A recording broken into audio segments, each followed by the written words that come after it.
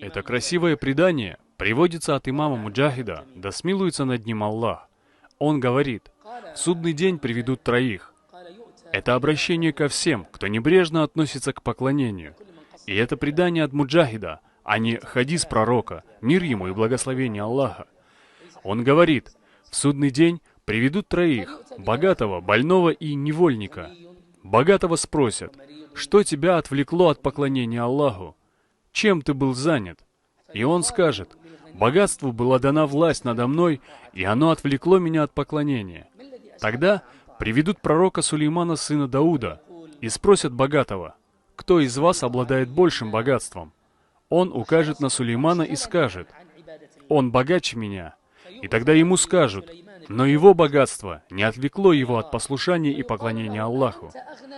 Затем приведут больного и спросят: «Что отвлекло тебя от поклонения Аллаху?»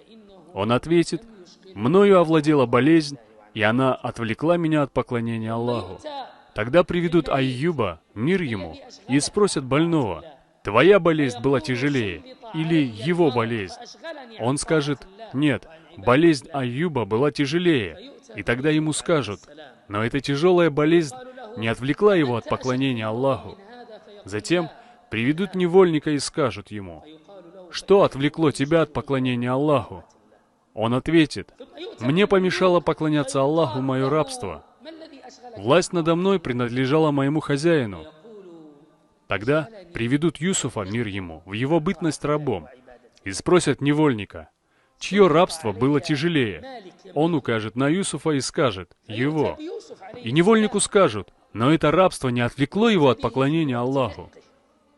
О мои братья, доводы Аллаха против нас можно приводить один за другим. Ответь же, что отвлекает тебя от подчинения Аллаху? Что мешает тебе совершить молитву и поклоняться Аллаху? Что же мешает тебе открыть дверь покаяния и обратиться к Аллаху? Начать с нового листа отношения со Всевышним? Что тебя отвлекает? Ничего!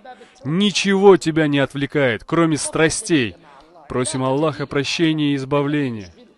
Почти каждый из нас слышал хадис Абу Саида, в котором пророк, мир ему и благословение Аллаха, сказал: «Поистине шайтан сказал: клянусь Твоим величием, о Господь мой, я буду продолжать обольщать Твоих рабов, пока их души будут оставаться в их телах». Тогда Господь сказал: «Клянусь моим величием и славой, что я буду продолжать прощать им, пока они будут просить прощения у меня». Что тебе мешает войти в эту дверь, которая не закрывается? Дверь покаяния Аллаху, свят Он и велик. Все двери рая открываются в Рамадане и закрываются, кроме этой двери. О, братья, смуты и испытания следуют одна за другой, и наша религия нуждается в усердии и старании каждого из нас.